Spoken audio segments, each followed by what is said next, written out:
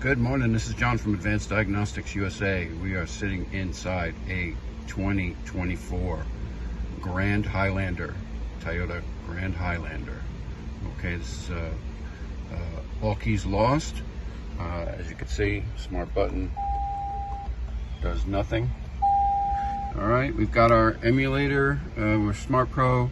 Our ADC2021 cable is plugged in over there. It looks a little bit messy, but it's pretty easy. I'll cover that later. Basically, you're going to go to the menu for Grand Highlander. Right now I've got cross up. Let's just go to the proper menu.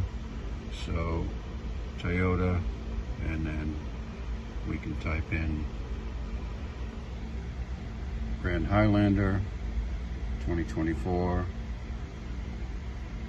Okay, and you see we get two function menus. What does that mean?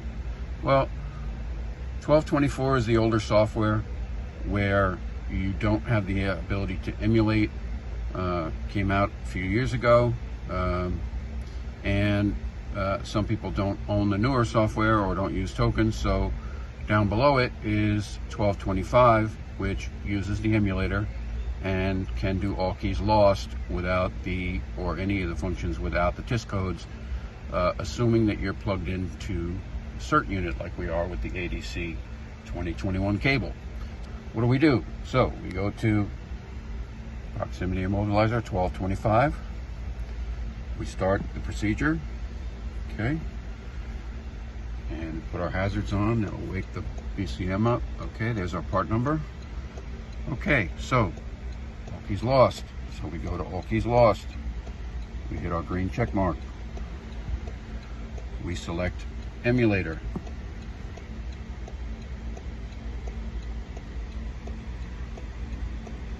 Okay, now I've already read the data on this. It would go through a procedure where it would read the data, but it skipped right past that. So it's now asking me to, what I do is I take the emulator, hold it up to the button, and I press it and I start. And the emulator is now active. Okay. On that screen after the data read, this is assuming I came in fresh and I didn't already read the data, it's going to come up with key IDs, and it's going to say something up at the top about the key's identity or its type. Now on this one, it's a DST. Now DST is the ADC2015 emulator. Okay, so we use the 2015 emulator. This is how we know which one to use. And if we use the wrong one, it's just going to ask us to swap it out. But after that data read, it says that it is a AES rather than a DST, that would be the 2020 emulator. So that's pretty simple and straightforward.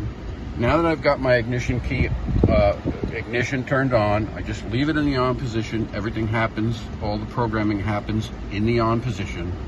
So what we do is we have this screen where it's saying the emulator is active. Okay, we hit OK,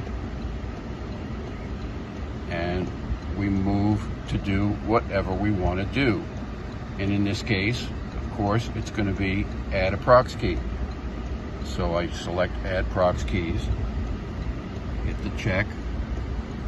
Okay, it checks the status, make sure the ignition is on, which it is. Okay, it tells me how many smart keys are registered and how many spots are available. Sometimes there's 3, sometimes there's 6, depending on the model. So we hit OK. Security access is gained. Okay, check your battery and your Smart Pro and your Smart key. You want to make sure it's correct, that it's good voltage on it, and you want to ensure that no other keys are present. So you want to take them out.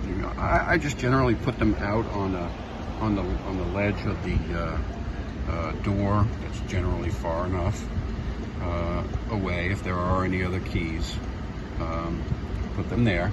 So I hit OK. Okay, so there's a time limit on these steps. So what we do is we hit OK. We'd have our key ready. I don't have one ready right this second to program in, but I'm just going to go so far and then stop. So I go to OK.